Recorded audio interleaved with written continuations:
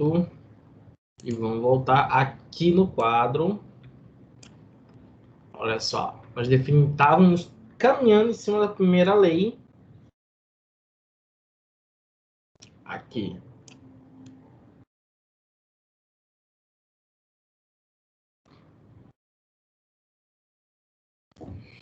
Então vamos lá. Então é o seguinte, nós pegamos os nossos sistemas termodinâmicos, né? Os isobáricos, isocóricos, isotérmicos, e vimos como é que a primeira lei se encaixa neles, ou como eles, na verdade, se encaixam na primeira lei.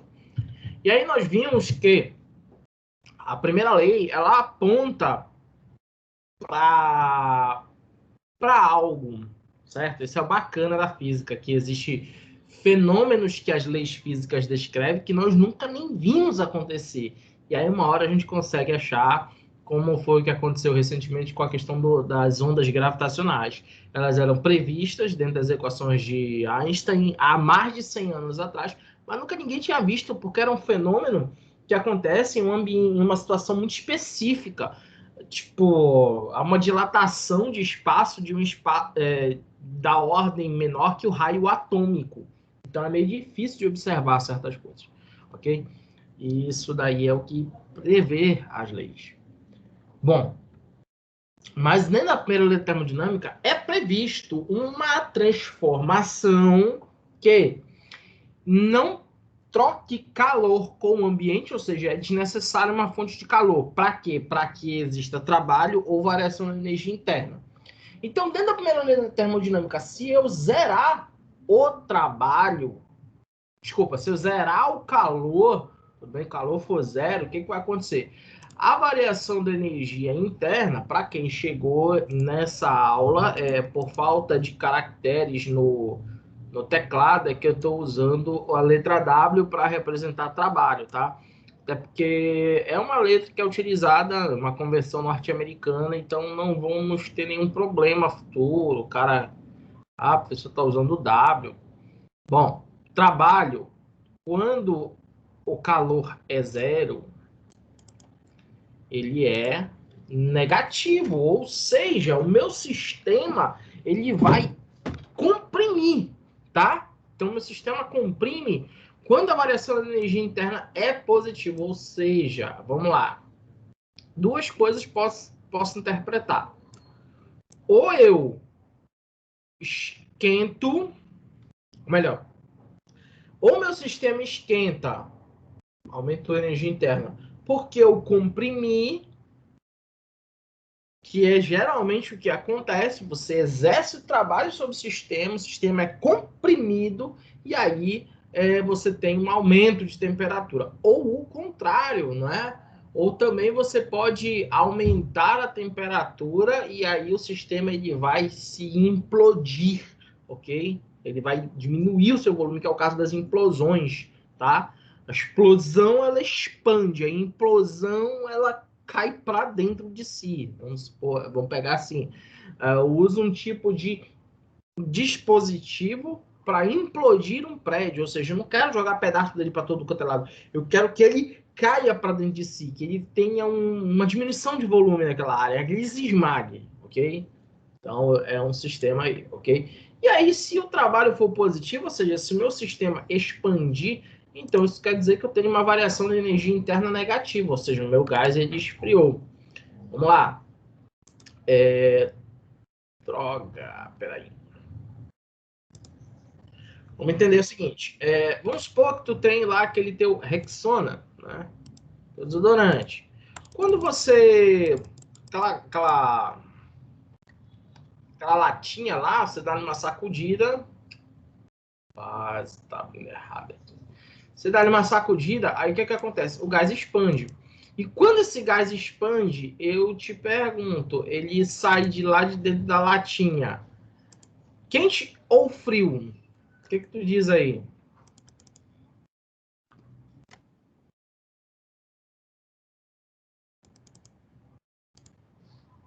Apertou o desodorante, o gás saindo da latinha, o desodorante saindo da latinha. Ele vai sair quente ou frio o segundo ano? Frio. Vai sair frio, né? Se vocês não têm nenhuma hanseníase debaixo do braço, vocês sentem que o gás sai com baixa temperatura, tudo bem? Agora, gente, nós não tínhamos visto que, na verdade, as coisas, quando aquecem, diminuem, aumento de volume. Nesse caso, está acontecendo algo estranho. Ele está expandindo, aumentando de volume e diminuindo a temperatura, né? Esse é um caso de transformação. Deixa eu ver aqui, alguém falou alguma coisa no chat.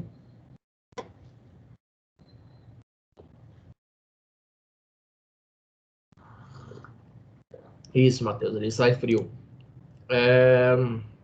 Então, o que acontece? Esse é um caso de uma transformação diferente. Ela recebe um nome diferente, tá?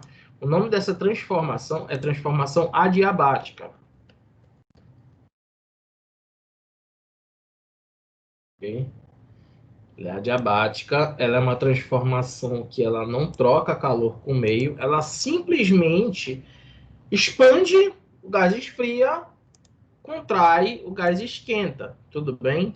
Então toma cuidado com a isocórica, porque na isocórica, aliás, na isocórica não tem trabalho, então tu não tem que te preocupar com isso, mas na isobárica tem trabalho, então, e na isotérmica não tem mudança de temperatura, ok? Então também tu não vai te preocupar com isso. A preocupação é entre a adiabática e a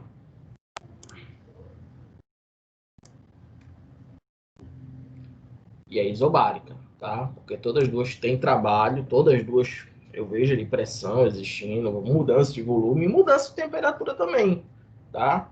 Então, vou colocar.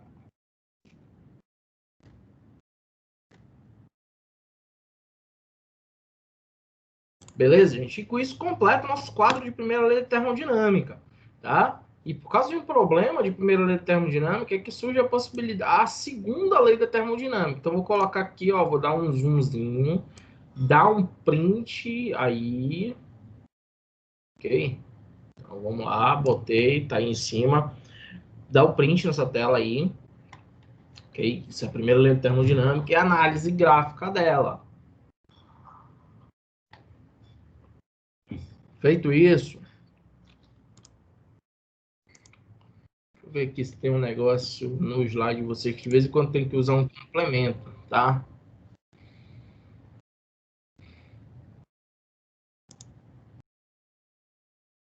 De vocês é o 13.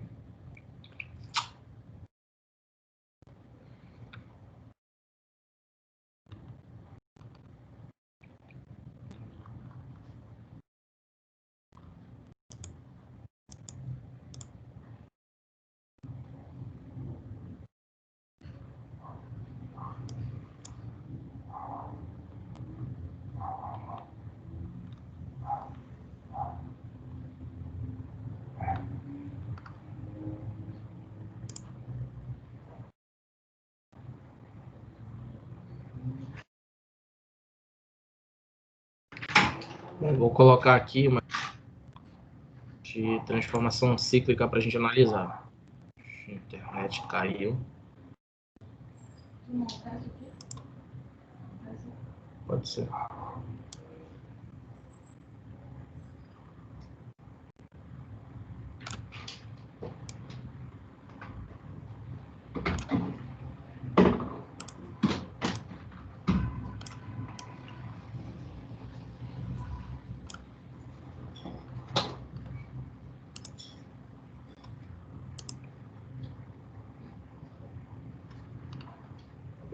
Bom, caiu, mas já voltamos aqui.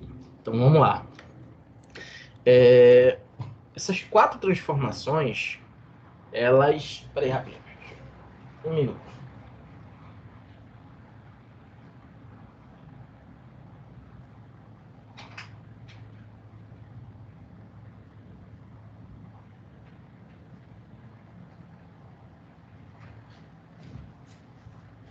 Bom, o nome transformação, ele é um nome bem oportuno que foi usado lá no século XVI, século XVII, pelos físico-químicos, certo?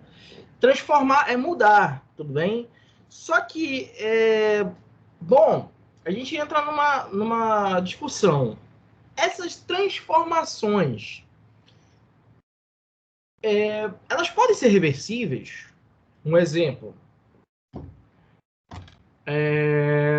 água e óleo, eles são immiscíveis, né? Então, eu posso separar, tá? Uma mistura, uma modificação que é reversível. A reação da bateria do teu celular, ela é reversível, porque você carrega e descarrega, tá? Mas aí, fazer um bolo é algo reversível? Eu pego todos os ingredientes desse bolo, junto, e com a mesma facilidade que eu juntei, segui aqueles passos, aqueles eventos ali, eu pude criar o bolo. Ah, eu fiquei puto com o bolo, eu vou descriar o bolo. Eu quero que volte o ovo, eu quero que volte a farinha, eu quero que separar as coisas. Será que isso é possível? Não. Isso é um fenômeno irreversível, tá? Então, existem alguns fenômenos que são reversíveis, outros não são reversíveis, tá? Então, eu posso diluir uma substância e posso separar essa substância. Então, toda vez que o fenômeno ele possa partir de um lugar e voltar ao mesmo lugar, então ele há uma transformação que pode ser reversível. Eu posso reverter o sentido dela, tudo bem? Então, existem muitos estudos na área da termodinâmica que falam da intrínseca relação entre as leis termodinâmicas e o fluxo de tempo, porque o tempo também, por exemplo, o envelhecimento, ele é irreversível. Mas o fato de ser irreversível não quer dizer que não possa ser retardável, tá?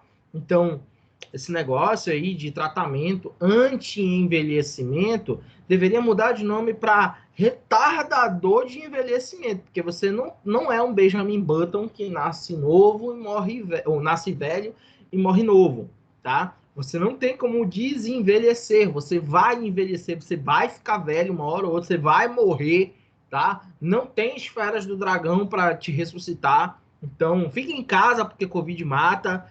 Então, são fenômenos que são irreversíveis, tá? A gravidade até então não é algo reversível. Você cai, você não descai sozinho, tá? E aí, vamos pensar no seguinte, que aí surge depois da segunda lei, surge a lei zero.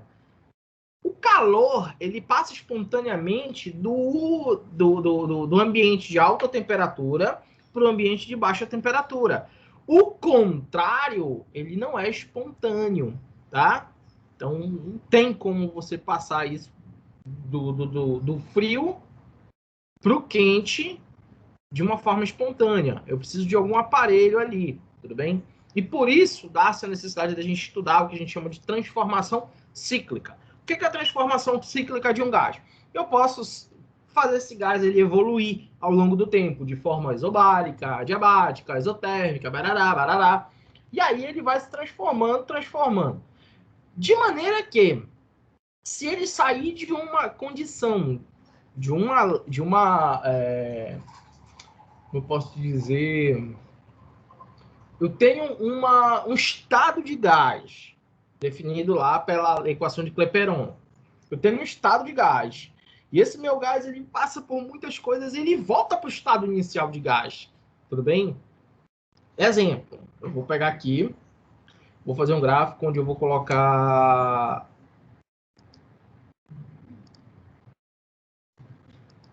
Peraí.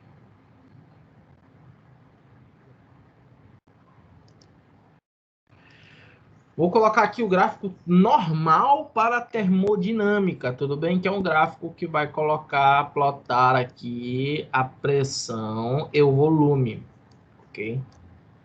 PV. Só por que não a temperatura? Porque eu vou te ensinar qual é o papo da temperatura. Ele está no gráfico, mas a gente não vê, ok?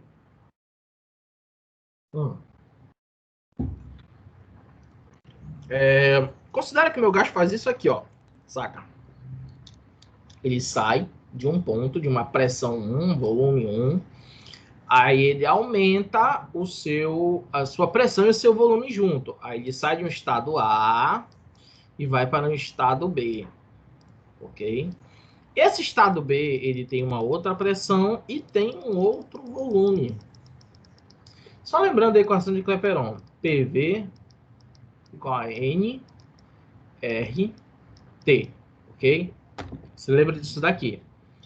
Se eu aumentei a pressão, que é inversamente proporcional ao volume, só que eu aumentei o volume também, o que tu acha que aconteceu com a temperatura? Responde, ela aumentou ou diminuiu?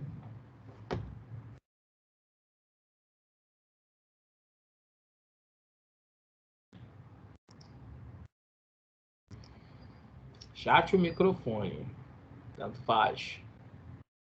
Há um aumento de temperatura, quando eu aumentei a pressão, eu aumentei o volume junto. Aumento ou não de temperatura?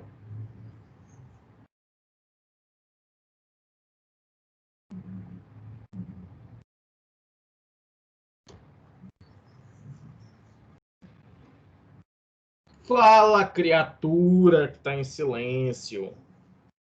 Vou voltar. Olha aí, presta atenção no gráfico. Então, olha a equação de Clapeyron aí.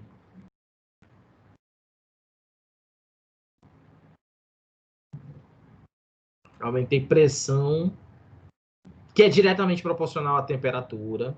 Aumentei o volume, que também é diretamente proporcional à temperatura. O que diabos aconteceu com a temperatura, gente? Aumentou. Aí sim, Yasmin, ela aumentou. Se todos os dois são diretamente proporcional, é claro que o terceiro vai também fazer a mesma coisa, certo? Vai seguir o fluxo aí, vai aumentar a temperatura. Beleza? E aí, vamos lá, vamos voltar para o gráfico. Ele te dá algumas informações interessantes. Não quer dizer, bem aqui tem a origem do gráfico, tá? E eu me distanciei da origem. Agora, olha só. Eu vou deixar. Eu vou botar um outro gráfico aqui. Só para não fazer tanta bagunça de gráfico. Num gráfico só. Pressão, volume. É sempre isso, gente. Pressão, volume. Pelo amor de Deus. Não vai pensar que se vê é de velocidade, porque eu já tive aluno de primeiro ano, de segundo ano, tamanho de segundo ano, e não sabe a diferença entre o V com um vetor, um V minúsculo e um V maiúsculo. O V maiúsculo é sempre volume, gente. Ok? E voltagem também, mas não é o caso aqui agora. Então, eu vou manter, eu vou fazer uma isocórica. Isso aqui, gente, ó, aumentou pressão, aumentou o volume. Pode ser não é isotérmico. O isotérmico eu vou fazer de outra forma, tá? O que acontece? Esse cara aqui, ó, eu vou manter, agora ele vai ser isocórico. Eu vou deixar o volume constante e eu vou, ele tá a uma pressão, eu vou chamar essa pressão de 1, ele vai para uma pressão 2, tá? Só que sem mudar o volume. Aumentou a pressão sem mudar o volume. Eu te pergunto, o que acontece com a temperatura? Olha a equação de Clapeyron, olha a pressão e olha a temperatura. O que vai acontecer com a temperatura se eu aumentar a pressão?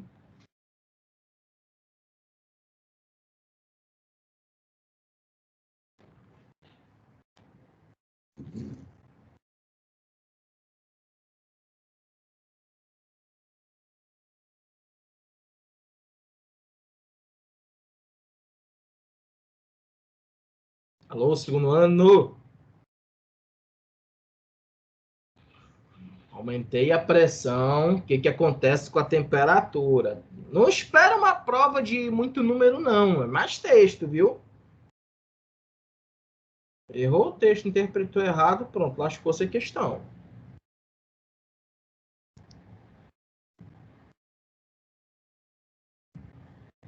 Aumentou pressão e não mudou o volume. O que aconteceu com a temperatura?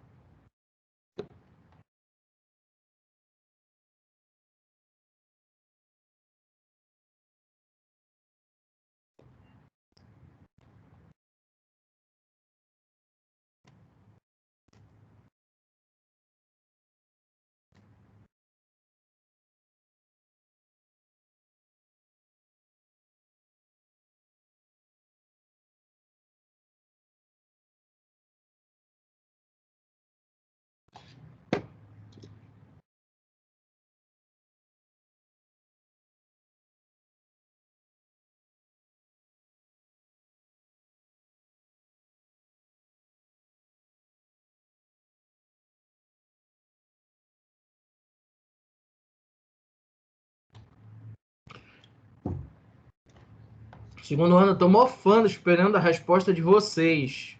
Eu falei, aumentou a pressão, não aumentou o volume, o que aconteceu com a temperatura? Vocês estão aí, vocês estão com a aula ligada e jogando, falando no WhatsApp, vendo filme? O que vocês estão fazendo, gente? Dizem que a maneira atual de gazetar aula é não deixar nem câmera nem microfone ligado, né? Só para dizer, tô ali. Pode usar o chat, pode usar o microfone, só quero que me diga o que aconteceu com a pressão e a temperatura. Na sala a gente tem que pedir para o caboclo calar a boca. Na aula online a gente tem que ficar gritando para o caboclo falar alguma coisa. Se vocês não falarem nada... Oi? Aumentou de novo? Aumenta de novo. Não é o mel. Pois é, ela vai aumentar a temperatura. Por quê? Justifiquem aí. Eu disse para onde é que vocês tinham que olhar. Equação de Clapeyron. Por que a temperatura aumenta ao invés de diminuir?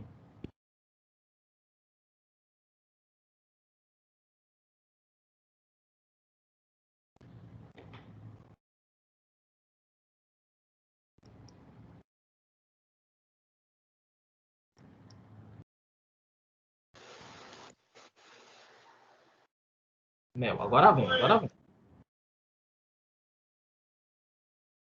Por que, Mel? Você disse que elas são diretamente proporcionais, né? Eu não sei por quê. Na verdade, não fui eu que disse. Isso foi dito há quase 500 anos por Émile Clapeyron. Então, a lei de Clapeyron justifica. Então, caras, vocês vão ali...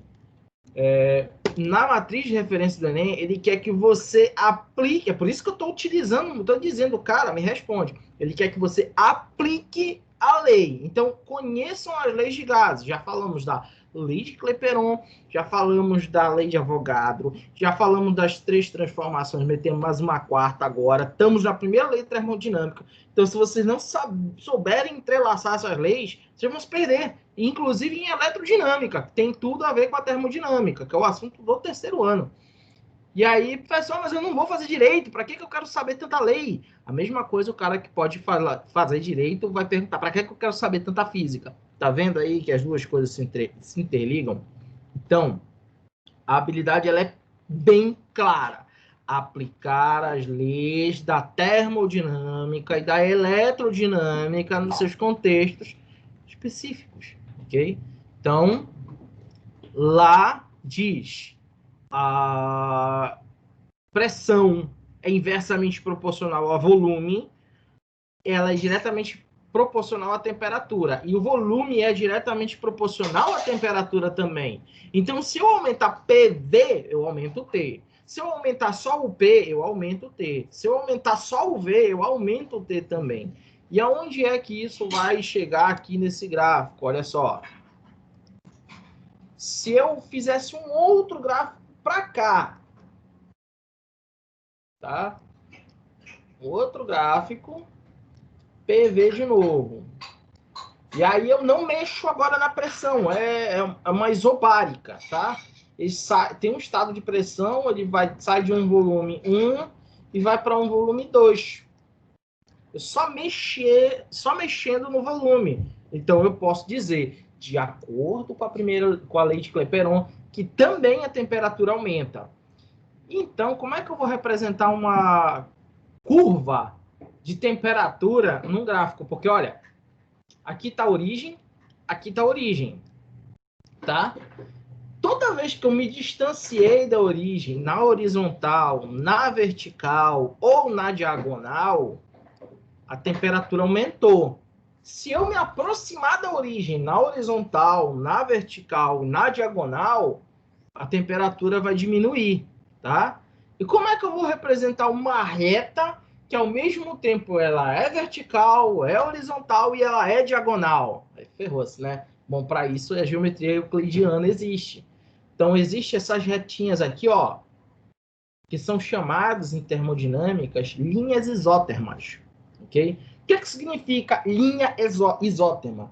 é a linha onde o gás ele se encontra sempre à mesma temperatura, tudo bem? Então, toda vez que você tiver um gás a um certo estado que esteja em cima de uma linha dessa, se ele passar, por exemplo, tá aqui, ó, PB, e ele vai para PA, tá? Ele passou daqui de PB para PA, ele mudou a pressão? Sim. Ele mudou o volume, estava em zero, foi para algum volume. Não, estava em zero não, ele estava em algum volume aqui que eu não sei qual é. Voltou e foi para VA, tá? É um volume diferente. Então ele aumentou o volume, diminuiu a pressão, manteve a temperatura constante, tá? Então veja, isso tinha que caminhar em cima dessa chamada isóterma. E aí, olha só, vamos entender. Essa aqui é uma transformação genérica, essa daqui é uma isocórica, essa aqui é uma isobárica, tá? E a isotérmica, ela é uma transformação que está nessa curvinha aí, chamada de isóterma, tá? Bom, e aí o que acontece? Tendo essa ideia de uma isóterma, o que que é? Eu posso pegar o gás e fazer ele se modificar, ok? Um gás, para se modificar, ele tem que mudar algumas coisas. E o principal para fazer esse gás mudar é submetê-lo a uma diferença de temperatura, tá? Então, ele tem que estar em contato com, por exemplo, o café. Põe café é frio. Põe um café dentro de uma xícara. Aí, dentro da xícara, você tem o meio quente. Fora da xícara, você tem o meio frio, ok? Café, não é suco, né? Então, o que vai acontecer? Essa cerâmica, ela pode sofrer transformação, modificações, se tiver gás ali dentro, alguma coisa do tipo. E aí, o que vai acontecer? Esses dois mecanismos fazem com que esse gás, com que essa substância possa ser modificada, tá? De forma isobárica, isotérmica ou isocórica. Tudo bem? Professor, mas se o gás ele tá, se ele não muda a temperatura, para que ele tem que estar diferente, submetido a uma diferença de temperatura?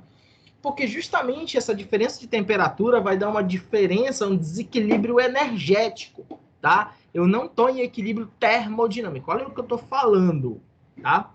Existe o equilíbrio térmico, que é quando duas substâncias estão a uma mesma temperatura, e existe o equilíbrio termodinâmico, que é quando uma substância está entre meios a mesma temperatura, ou seja, a mesma quantidade, nem mesma temperatura, mesma quantidade de energia interna, tá? Não havendo desequilíbrio energético, não há movimentação de nada, tá? Havendo desequilíbrio energético, há a movimentação, ok? Beleza? Então, vamos lá. Então, eu vou pegar aqui essa transformação, onde o gás está no estado PA, VA, e aí ele evolui para um estado PB, VB.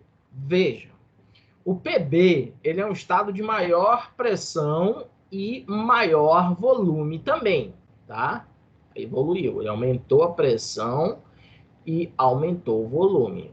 Aí depois ele vai para um estado de B aqui, né? Ele sai de PB, VB para PA, VA. Ou seja, ele sai do mesmo, ele saiu de um estado inicial, foi para um estado final e voltou para aquele estado inicial, tudo bem?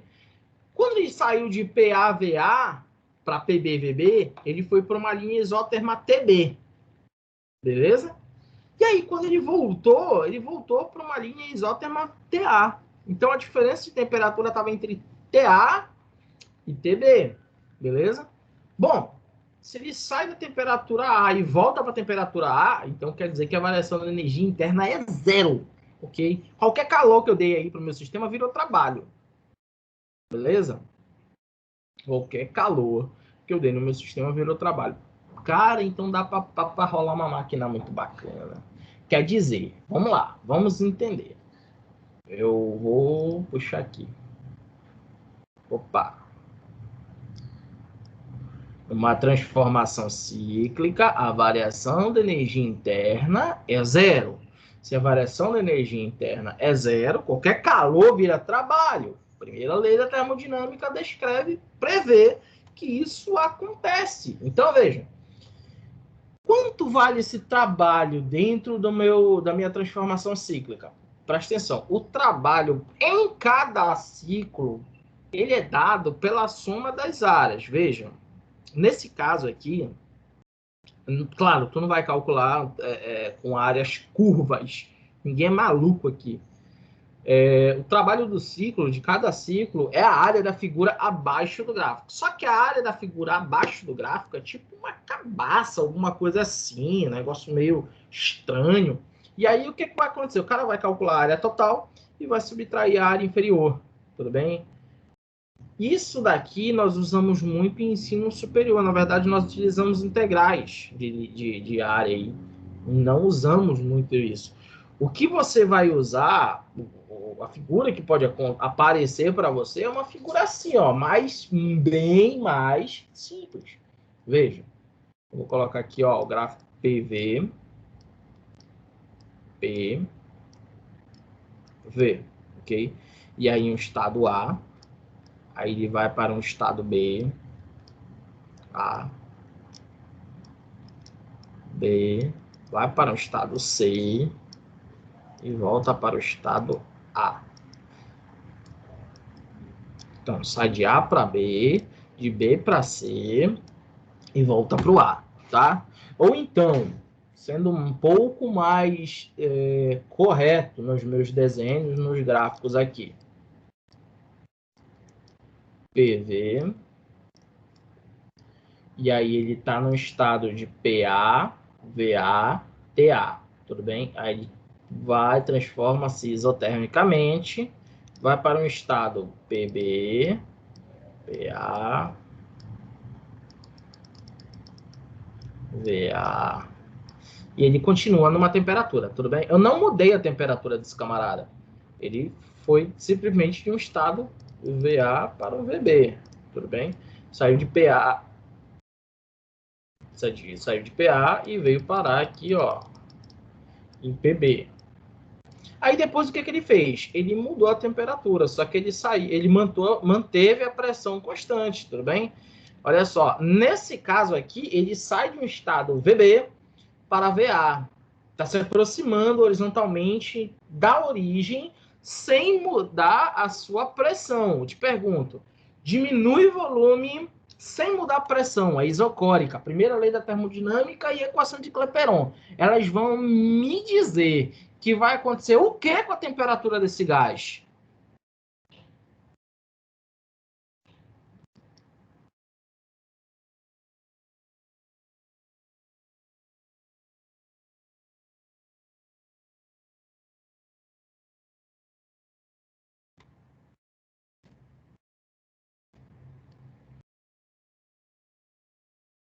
É que eu vou ter que ser pior do que professor de academia que fica lá, bora, seu frango, puxa esse peso.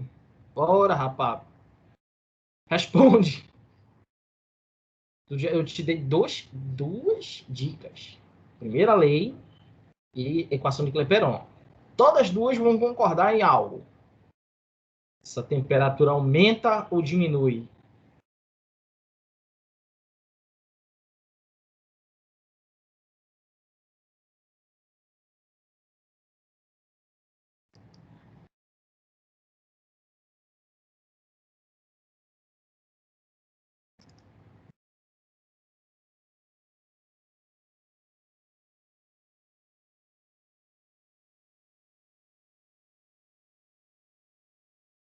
Eu estou extremamente calmo, porque eu sei isso. Quem não vai ficar calmo é o pai de vocês quando verem a nota da terceira avaliação vem pesada. Estou avisando porque eu sei o grau de dificuldade das coisas. Explica de novo, tia, essa parte. Tá, olha lá. Tens aqui. Ele saiu de um estado PA-VA, caminhou em cima de uma mesma temperatura, ou seja, de uma linha isóterma. Isso foi para um estado PB-VB. PB-VB é uma pressão menor e um volume maior. Aí depois ele manteve a pressão constante e diminuiu de volume. Ele saiu de um VB para um VA, ou seja, o volume diminuiu. Só que agora ele não está mais andando em cima de uma linha isóterma. Ele está fazendo alguma coisa com a temperatura. Mantive pressão constante, ou seja, ela é isobárica, e diminuiu o volume. O que aconteceu com a temperatura? Escala diminuiu. Diminuiu. Justificativa para isso? Ai, tio. Sempre que vocês quiserem justificar, tipo, eu não posso matar ninguém. Por quê? Não sei, tá escrito na Constituição, no Código Civil. Algum lugar essa lei tá escrita, ok? Então, quando te perguntarem alguma coisa de termodinâmica, pô, eu sei, como é que eu vou justificar? Não se justifica com conta, se justifica com lei. Então, diminui. Por quê? Porque a equação de Clapeyron prevê isso e a primeira lei da termodinâmica também prevê, ok? Então, essas são as justificativas, as formas de resposta que você tem que ter. Às vezes, no vestibular, eles fazem uma pergunta, de acordo com a lei tal. Ele já está te dizendo aonde é que ele quer que tu observe. Aí o cara, de acordo com a terceira lei de Newton, todo corpo submetido a uma força de ação também produz uma... Aí o cara responde lá, sei lá, diferença de potencial. Pô, ele não mandou tu olhar para uma lei da eletrodinâmica, ele mandou tu olhar para uma lei da mecânica, né? De acordo com a terceira lei de Newton, né? De acordo com a segunda lei de Newton, a força é o produto entre a massa vezes... Aí o cara coloca lá potência elétrica. Ele está olhando para o lado errado, entendeu? Então, se ele diz de acordo com aquilo, vá lá naquilo, certo? De acordo com a página 10 do livro de física, aí o cara vai lá no livro de história e abre na página 10. Tu abriu certo na matéria errada, ok? Então, tu não vai achar a resposta ali. E a justificativa também não está ali, tá? Eu quero justificar, por exemplo, algo que está lá escrito no Siderius Nuncius, que é o livro de Galileu. Onde é que eu vou procurar a justificativa? Lá no Siderius Nuncius. Eu quero uma justificativa, vocês que vão fazer o curso de Direito, vocês vão comprar um vadimeco. Por quê? Porque o vadimeco vai estar com todas as justificativas que vocês precisam, jurídicas, tá? Então, fato. Temperatura diminuiu.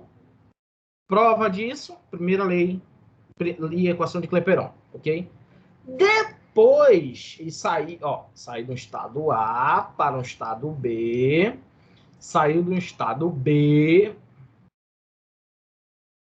para um estado C e depois ele volta aqui por alguma razão. Eu mantenho o volume constante, mexo só na pressão e ele aumentou de forma isocórica.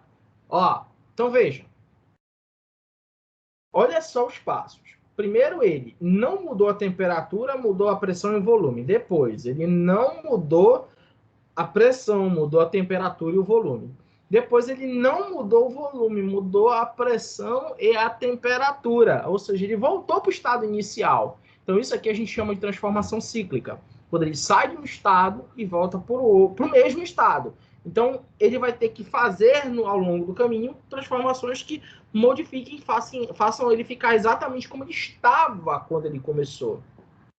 E as figuras nossas vão ser figuras tais como essa aqui, ó. Você tem aqui, ó, um triângulo, tá?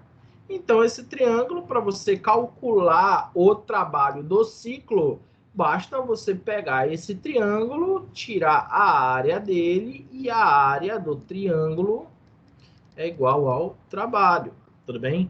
Qualquer trabalho aqui, ele vai ser a área da figura formada abaixo do gráfico. Vamos lá, meu gráfico agora PV, ele vai ser assim, ele não vai ser um triângulo, já vamos encerrar. Ele vai ser um quadrado, tudo bem?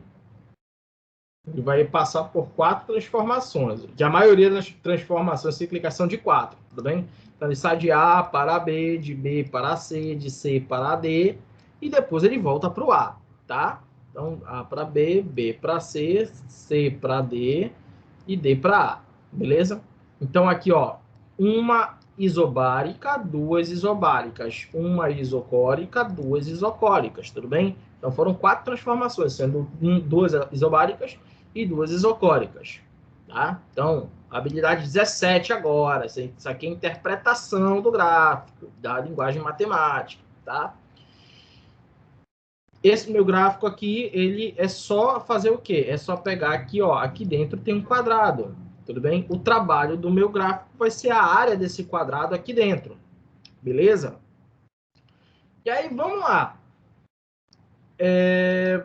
Tiro a área do quadrado, e aí tem mais um detalhe para eu saber quando é que o que falta do trabalho. O trabalho ele pode ser positivo, no fim das contas, em cada ciclo, e o trabalho pode ser negativo.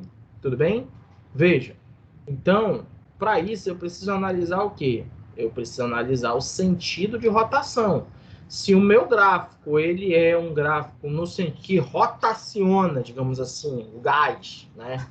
Em sentido horário, não é que o gás dentro do sistema rotaciona, gente. É no gráfico, tudo bem? Eu vejo que as transformações, elas são tal que o sentido do gráfico é um sentido horário, então meu trabalho, meu gás, ele exerce trabalho.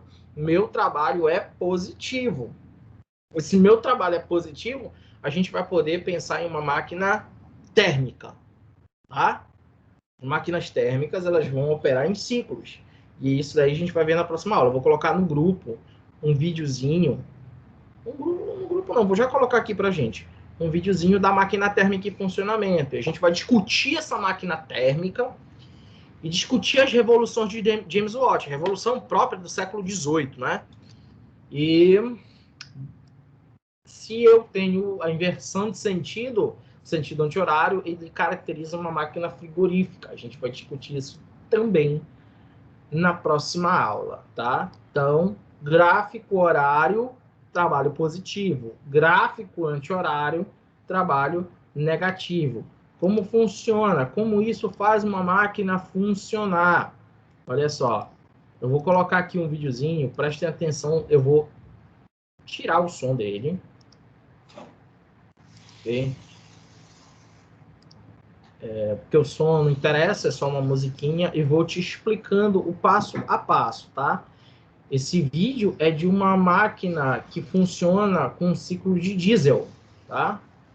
É um motor de 4 tempos, não, desculpa. É um motor de 4 cilindros.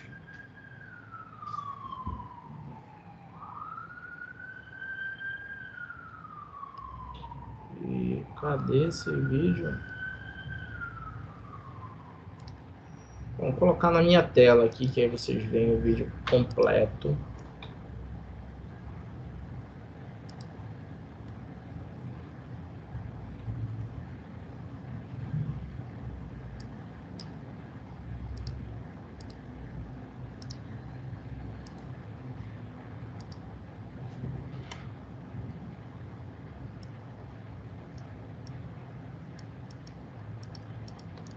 Deixa eu voltar a...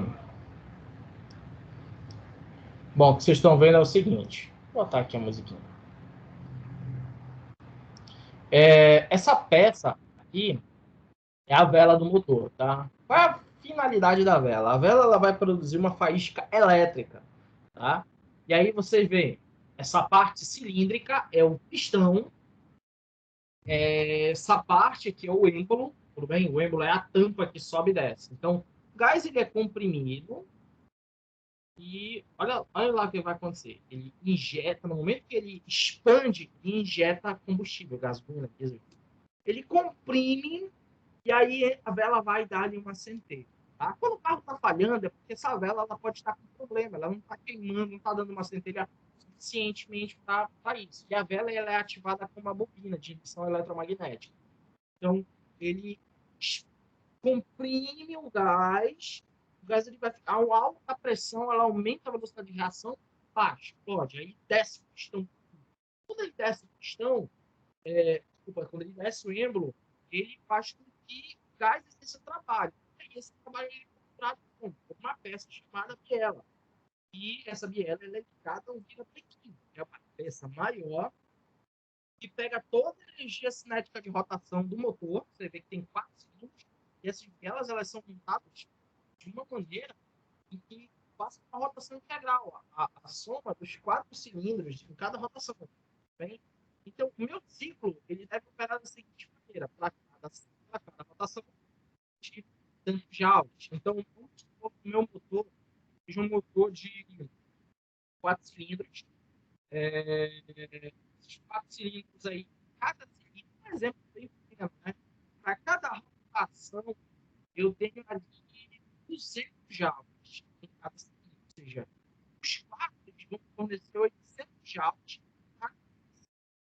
o meu motor ele gira 2.000 rotações por minuto. Então, em um minuto, eu vou ter 800 joules vezes aquelas 2.000 rotações em um minuto. Aí tu vai ver uma quantidade de energia absurda. Essa quantidade de energia toda, ela é aproveitada? É aí que vai ficar a pergunta. É possível construir um motor que opere em picos e alguns deles de mas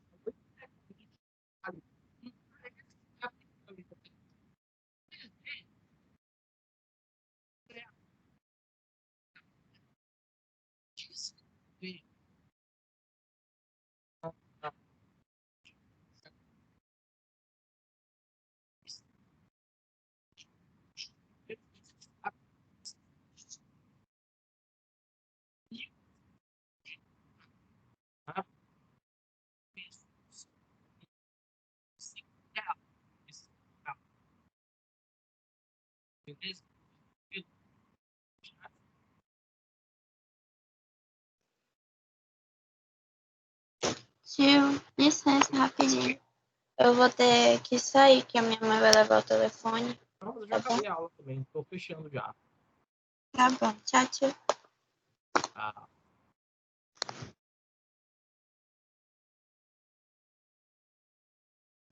Então é isso, gente. Então vou colocar depois para vocês esse vídeo e aí próxima aula a gente vai debater essa questão aí. É possível construir uma máquina que opere em ciclos, cuja única função é retirar calor de uma fonte quente e transformar em trabalho? Pensem se isso é possível, ok? Se alguém quiser tirar essa dúvida, vá lá e pegue um autor chamado Rudolf Clausius. Então ele dá essa resposta, ok? Então, até quinta-feira que vem. E eu vou colocar atividade lá no portal, beleza? Falou. Tchau, tio.